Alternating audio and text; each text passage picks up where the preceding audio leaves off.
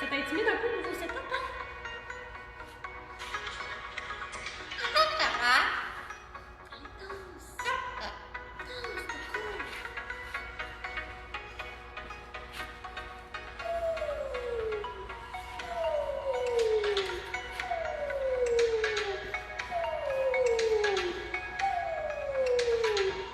Ok, viens moi. C'est un peu plate pour divertir les gens. Là.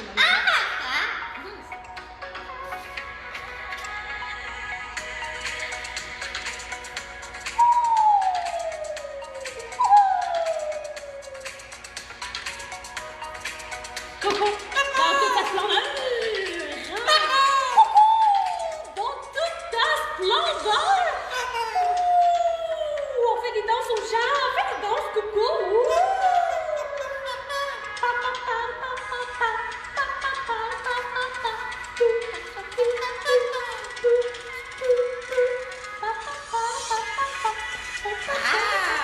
Ah, t'es fin! Wow, toi aussi! Ouais, chante!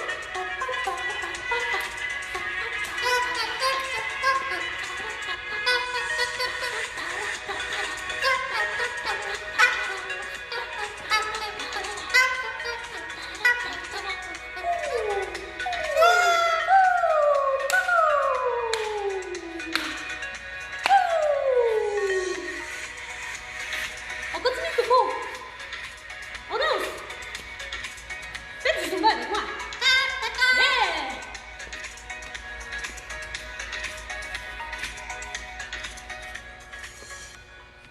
Ok, on continue de danser, Coco? Oh, elle est plus tranquille, celle-là, elle est plus spéciale. C'est un peu plus Bollywood. Ça se danse plus soft un peu, Coco. Hein? Qu'est-ce que t'en penses? Tu veux qu'on dise tes secrets, Coco? Dis tes secrets. Dis-moi tes secrets, c'est quoi l'animal aujourd'hui? Ouais. Ah ouais? Coco, il fait dire quel animal aujourd'hui? Mais non, c'est pas le crocodile, Coco. On n'en a pas ici, des crocodiles. Qu'est-ce que c'est l'animal secret? Ah oui? Ah oui? Dis-le-moi. Mais c'est un animal qui utilise sa langue pour manger? C'est vrai, l'animal que je vous ai amené aujourd'hui, comme animal vedette, des fois, il va lécher la nourriture qu'il va vouloir manger. Hein? Qu'est-ce que c'est, Coco? C'est le phalangier. Volant. Volant. Oui, phalangier, volant. Puis là, c'est bien que Coco il soit calme comme ça. Parce que les phalangiers volants, ce sont des animaux qui sont nocturnes. Ils n'apprécient pas quand il y a beaucoup de bruit. Donc, on va dire bye-bye à Coco et on va entrer dans ce setup spécial pour aller découvrir les animaux du jour. Donc, Coco, tu le dis avec ta grande voix? On présente quoi aujourd'hui? Les phalangiers volants. Dis-le aux gens. Ou dis-leur bye-bye. Bye-bye. Bye, Coco. Bye. Bye. Bye-bye. Bon, hein, des fois comme ça. Mais non, pas wow. Bye-bye. Papa, ça ressemble un peu à bye-bye. On va dire que t'as un peu manqué de la fin de ton mot, OK? Il y a des fois où Coco coopère, puis il y a des fois où Coco coopère pas. Et aujourd'hui, ben, c'est une journée où il a coopéré pour la danse, mais qui coopère un petit peu moins pour les bye-bye. Fait que diriez-vous qu'on lui dise bye-bye tous ensemble? À 3, 1, 2, 3, bye-bye, Bye-bye. Coco! Bye! Bye bye, Coco! Bye-bye! OK! On a notre go pour aller voir les super animaux. Donc, on va déplacer un petit peu Coco. Et là, je vous invite à entrer. Faites attention, on a un petit décor spécial aujourd'hui. Donc, entrez avec moi. On va devoir fermer le moustiquaire derrière vous. Super! Parfait! Donc, un drôle de décor aujourd'hui. Pourquoi? En fait, c'est que les phalangiers volants, on va fermer le moustiquaire, non? Non? OK, parfait. Donc, on laisse le moustiquaire ouvert. Derrière moi, il est fermé, par exemple, parce qu'on peut gérer devant, mais pas derrière. Donc, les phalangés volants que je vous ai amenés aujourd'hui, que je vais vous présenter, ce sont des animaux qui adorent grimper. Hein, ils sont arboricoles. Donc, dans la nature, ils vont vraiment grimper sur les arbres, ils vont planer d'arbre en arbre. Et en captivité, mais c'est important pour eux d'avoir de la hauteur et des jouets à de multiples endroits pour qu'ils puissent s'amuser, qu'ils puissent sauter d'un côté à l'autre et également pour qu'ils puissent se cacher en hauteur. Donc, ce qu'on va commencer par faire, je vais vous présenter les deux phalangés que j'ai amenés avec moi. Donc, le premier, son nom, c'est Monsieur. Monsieur, là, ça fait à peu près une quinzaine d'années qu'on l'a chez Ducazou. Donc, c'est un grand-papa phalangé volant. Donc, lui, vous allez voir, il est super gentil. Il a été habitué de se faire manipuler. Donc, il est très, très relax sur nous. Très agréable à manipuler. Donc, je vais vous le présenter. Mais une chose à savoir à propos de Monsieur, c'est que puisqu'il est vieux, bien évidemment, il a des petits problèmes de santé de personnes âgées.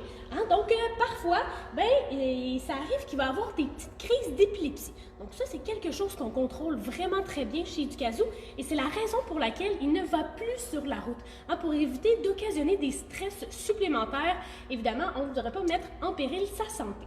Donc, pour être dans l'environnement ici, il n'y a pas de problème du tout. Depuis tout à l'heure, il s'est adapté à la lumière, donc il ne va pas y avoir de soucis. Mais sachez qu'il a parfois des crises d'épilepsie. Donc, si ça arrive, là, ne vous inquiétez pas, on a tout ce qu'il faut pour contrôler tout ça. Et là, approchez-vous, écoutez bien le son que ça fait un phalangé. Voilà, vous allez voir, c'est super mignon, mais c'est un peu terrifiant quand on les entend.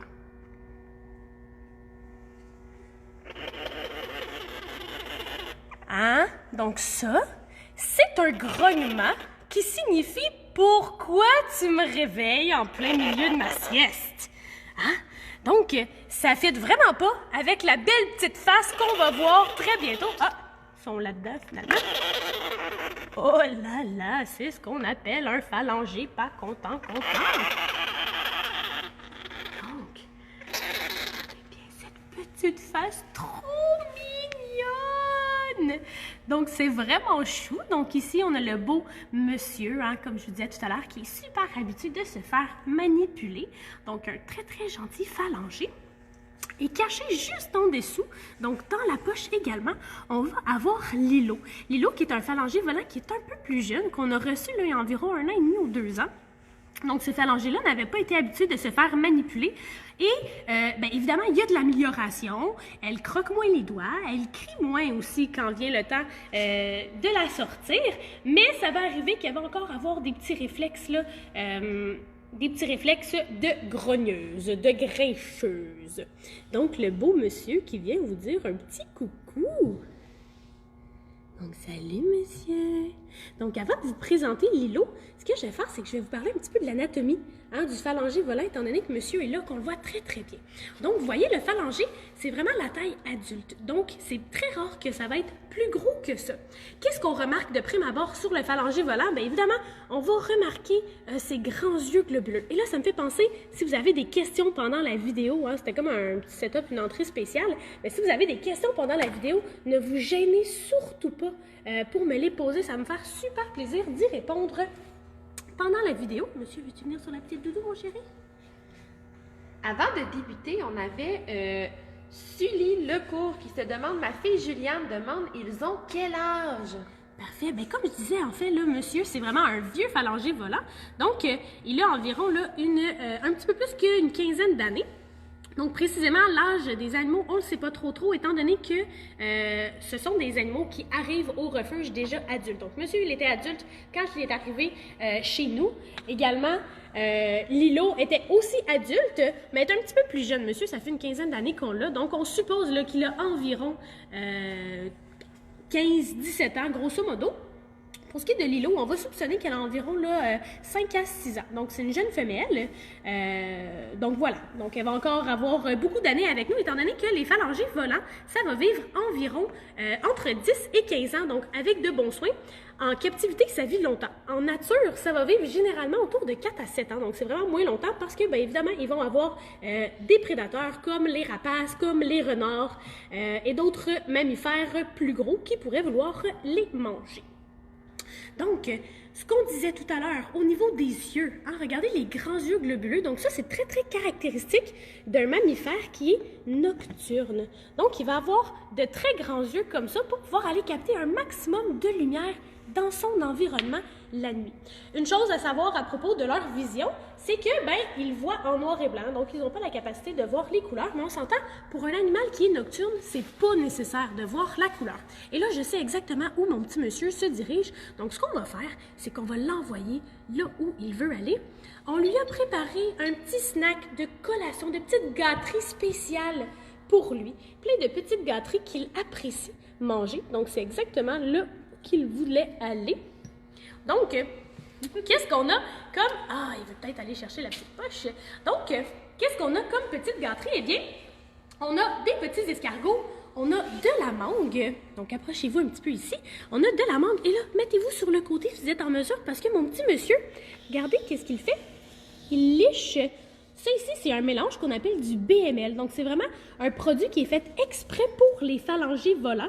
Donc, il va y avoir du yogourt, des fruits, des vitamines supplémentaires là, pour...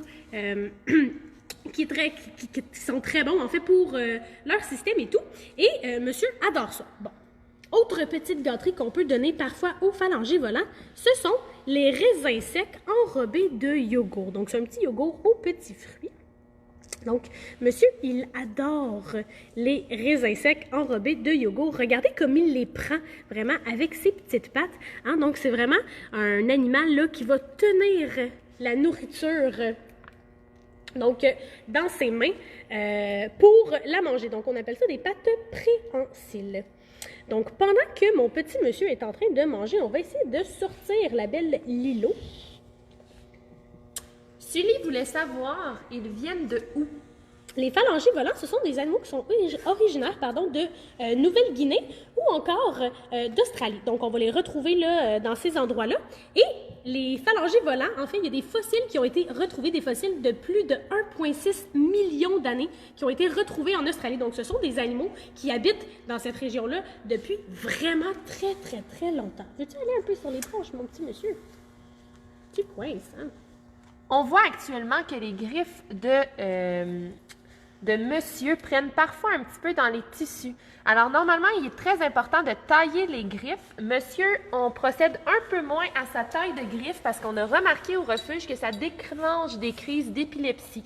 Donc, si vous le voyez actuellement qui se prend un petit peu les griffes, on va peut-être le recoucher un petit peu plus rapidement puisque normalement, sa cage, son environnement est vraiment conçu pour pas qu'on ait à lui tailler les griffes trop souvent pour réduire ses crises d'épilepsie. Ce qui rend un petit peu le concept un peu plus difficile aujourd'hui. Mais on va aller vous chercher Lilo. Donc ça, c'est sa petite cabane dans laquelle il aime bien se coucher. Donc, mon petit monsieur, veux-tu aller dans ta petite cabane trop mignonne? Ouais.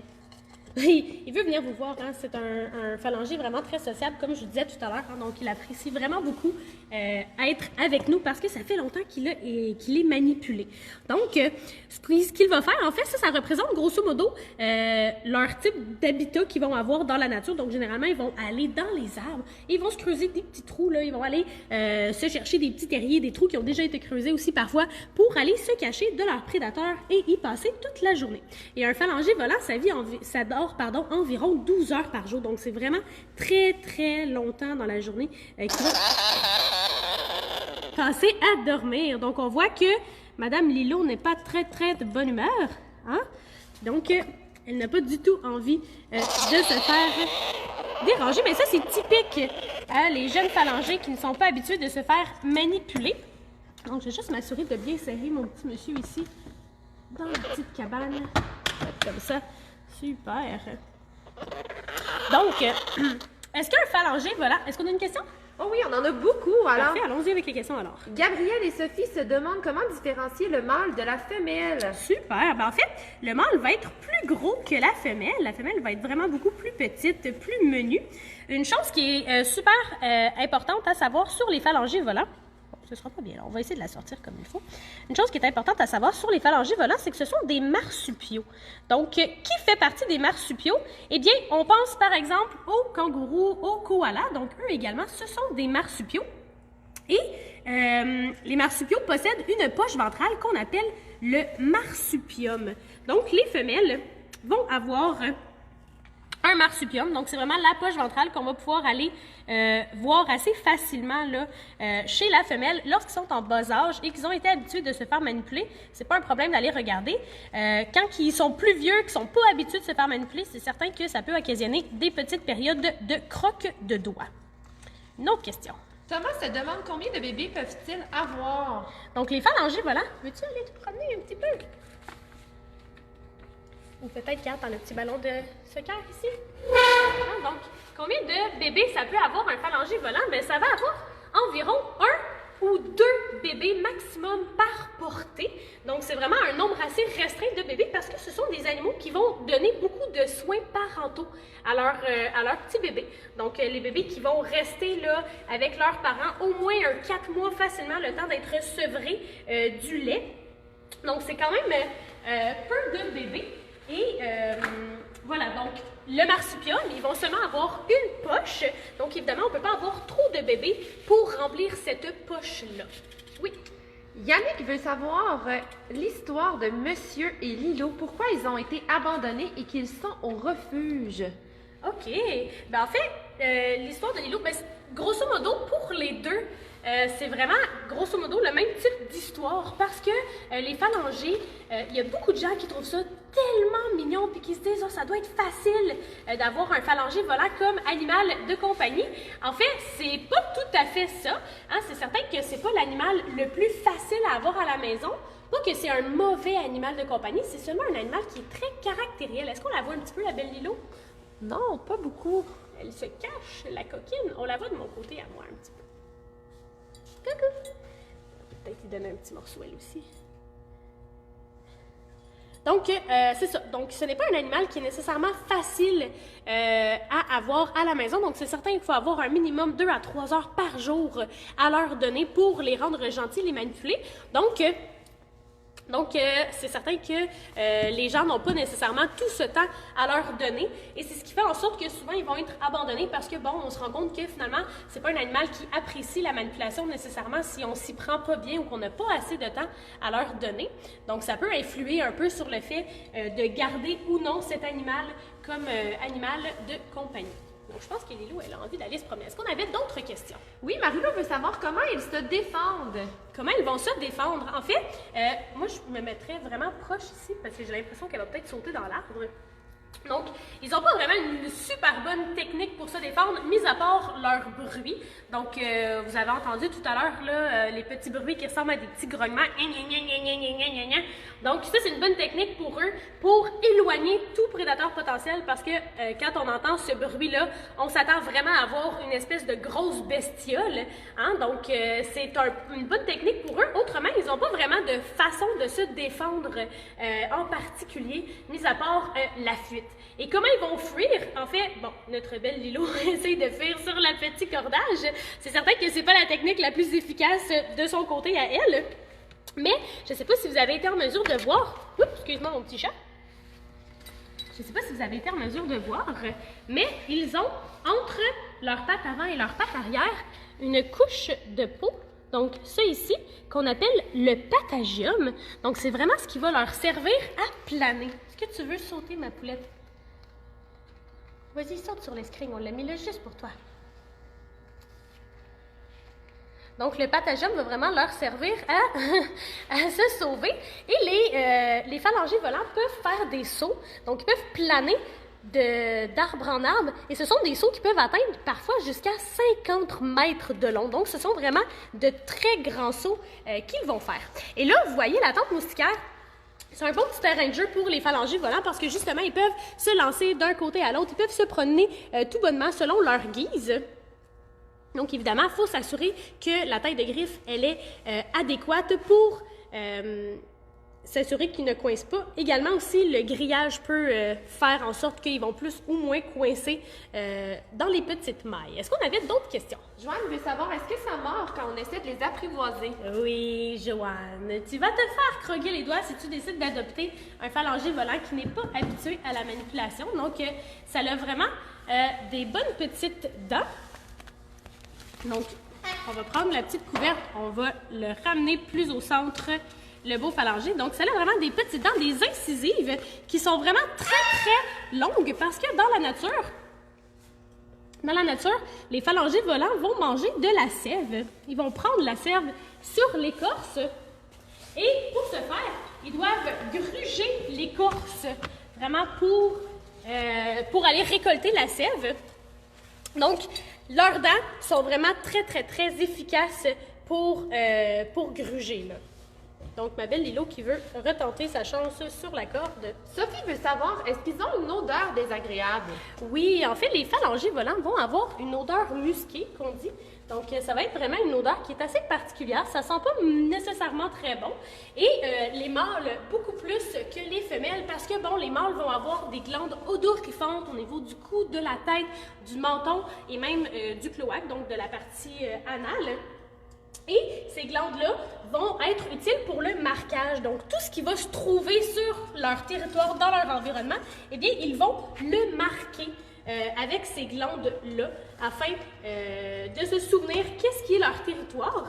Et ils vont également se marquer entre eux. Donc, c'est pas rare qu'un petit phalangé volant là, va décider de vous marquer vous aussi. Une autre question, allons-y. Daniel aimerait savoir, est-ce qu'on les appelle les écureuils volants aussi? En fait, écureuil volant, phalangé volant, c'est deux choses complètement différentes. Donc, les phalangés volants, ce sont vraiment des marsupiaux. Donc, comme les kangourous, les koalas, qui vont posséder une poche ventrale qu'on appelle le marsupium. Les écureuils volants, en fait, ce sont des rongeurs. Donc, vraiment comme l'écureuil. Et on les appelle également des poules à touche. Donc, ça ressemble à ça. C'est certain que c'est assez similaire. Donc, ils vont pouvoir planer. Ils vont avoir de grands yeux globuleux également. Mais eux, on va les retrouver vraiment ici, là, aux États-Unis, au Canada, on en retrouve au Québec.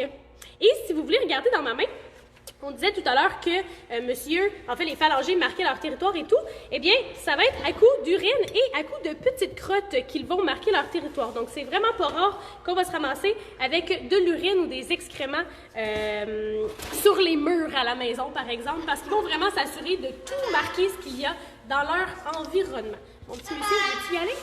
Oui, tu vas aller dans le petit panier. Donc, voilà pour la différence entre le poule à touche, donc l'écureuil volant, et le phalangé volant. Donc, si on continue au niveau de l'anatomie, donc ils vont avoir leurs pattes hein, qui vont vraiment servir à aller s'agripper aux arbres et tout. Donc, ces petites pattes-là vont être spéciales, en fait, c'est qu'ils vont avoir des doigts qui vont être fusionnés ensemble.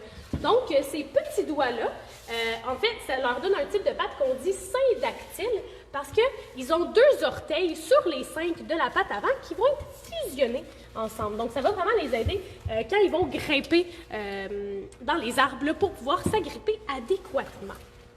Donc, outre les soins qu'on va donner aux phalangés volants quand on en a à la maison, une chose qui est importante aussi, c'est de prendre du temps. On l'a dit tout à l'heure, c'est 2 à 3 heures par jour pour le phalangé volant. Et une super bonne technique qu'on peut avoir, c'est ça ici, la petite poche. Donc, qu'est-ce qu'on fait avec cette petite poche-là? Très simple, on met le phalangé volant dedans, donc qui est à mon petit monsieur. Et là, évidemment, on fait attention à la queue, aux petites pattes quand on zippe le tout. Donc, on zippe, on zippe. Bon, c'est un exemple avec monsieur qui n'a pas du tout besoin de manipulation. Mais ce qu'on fait, c'est qu'on va le mettre autour de son cou. Et souvent, on va même le cacher dans notre chandail. Et pourquoi c'est important de faire ça? Bien, je vous l'ai dit tout à l'heure, hein, les phalangés volants, eux, ils vont reconnaître avec leur odorat. Leur odorat est super, super important pour eux. Donc, de cette façon-là, le phalangé, même s'il est stressé, il est dans un environnement qui est noir, qui est calme, qui est fermé autour de lui, donc il se sent plus en sécurité parce que ça lui rappelle sa petite maison. Et en même temps, il sent notre odeur à nous. Donc, de cette façon-là, il va se souvenir que bien, cette odeur-là est associée à quelque chose qui est positif. Donc, c'est vraiment super excellent pour les aider là, à s'habituer à nous, de les garder dans une petite poche ventrale, un peu justement comme la femelle, la maman ferait avec ses petits. Elle voudrait savoir, à vrai dire, Arwa demande s'ils peuvent faire des grandes morsures. Des grandes morsures, bien, comme je l'ai dit tout à l'heure, hein, donc Les phalangées volants, effectivement, ça peut croquer. Ça a des bonnes petites dents pour croquer, faire des petits crocs. Donc, effectivement, ça peut leur faire ça peut faire des bonnes morsures, mais c'est certain que c'est pas comparable, par exemple, là, à un rongeur que les incisives sont vraiment faites pour couper. Okay? Donc, des morsures désagréables, disons, mais rien de trop catastrophique. Là, on n'en perd pas son doigt, ça c'est certain. Donc, on va réessayer de faire manger monsieur. Hein? Donc, je vous disais, là, dans les petites gâteries qu'on lui a amenées, les petits raisins secs enrobés de yogourt, on a les petits escargots, on a de la mangue, le fameux BML qui est la recette spéciale. Et les phalangées vont également pouvoir manger des petits légumes. Donc, on a également des petits radis. La chose qui est importante lorsqu'on va leur donner différents types de nourriture, fruits, légumes, etc., ça va être vraiment de bien balancer et de regarder la quantité de calcium, phosphore dans chacun des aliments qu'on va leur donner pour éviter qu'il y ait des carences ou un trop-plein d'une certaine vitamine, d'un certain minéral. Tu vas aller te promener par là, mon petit monsieur? Parfait. Une chose qui est vraiment mignonne que je voulais vous montrer, c'est à quoi ça ressemble les bébés phalangés volants. Donc, voici à quoi ça ressemble. C'est vraiment super mignon. Donc, ça a exactement les mêmes taches, sauf que ça n'a pas encore de poils. Donc, ça va naître vraiment tout nu, tout rose. Et à mesure que ça va grandir, bien évidemment, ils vont avoir là, les taches qui vont commencer à apparaître et éventuellement, ils vont avoir des poils pour devenir taille adulte. Donc, Lilo a décidé qu'elle nous abandonnait. Bye bye Lilo. Pendant qu'elle nous montre sa queue, je peux vous parler un petit peu de la queue qui est spéciale chez le phalangé volant. C'est une queue qu'on dit semi-préhensile. Donc, une queue semi-préhensile, qu'est-ce que ça veut dire?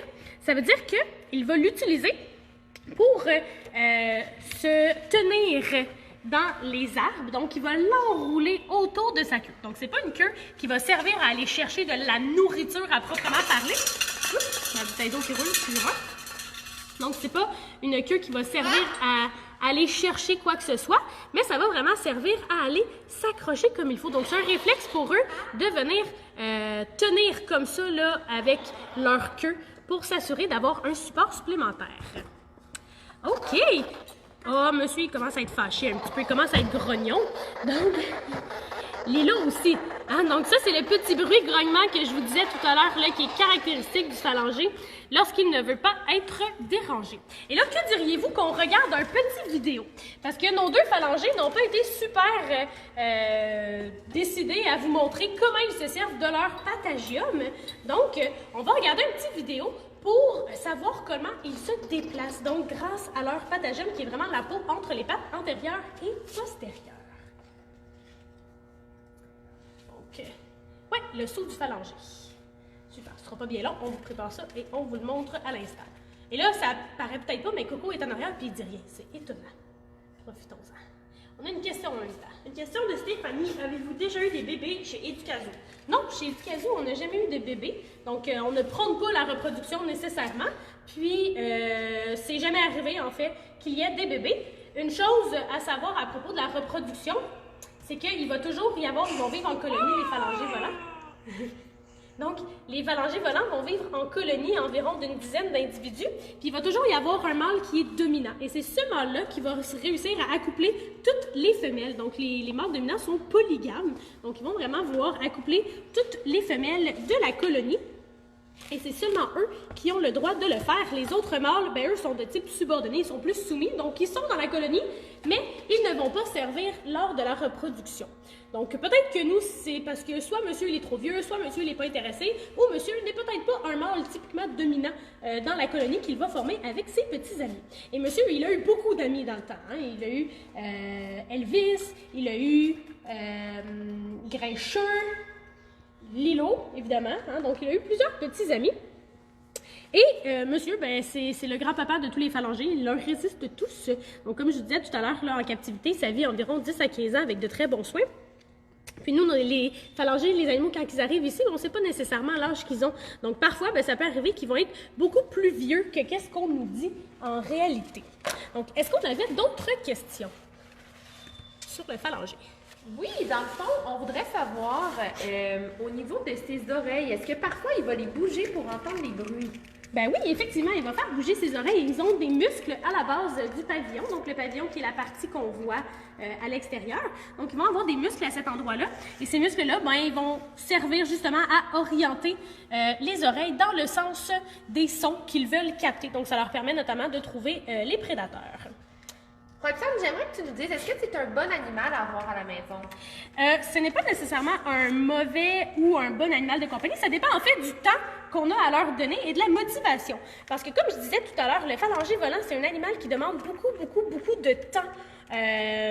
Qui va demander beaucoup de temps de manipulation pour le rendre très gentil. Donc, c'est certain que si on a seulement 30 minutes par jour à donner à un animal, c'est peut-être pas l'idéal d'avoir un phalangier volant compte tenu que ça demande beaucoup de temps. Aussi, au niveau de l'alimentation, c'est assez complexe. Donc, c'est un animal qui est insectivore, frugivore. Il faut être prêt à lui donner des petits grillons, des vers, des insectes variés, des fruits et légumes variés aussi.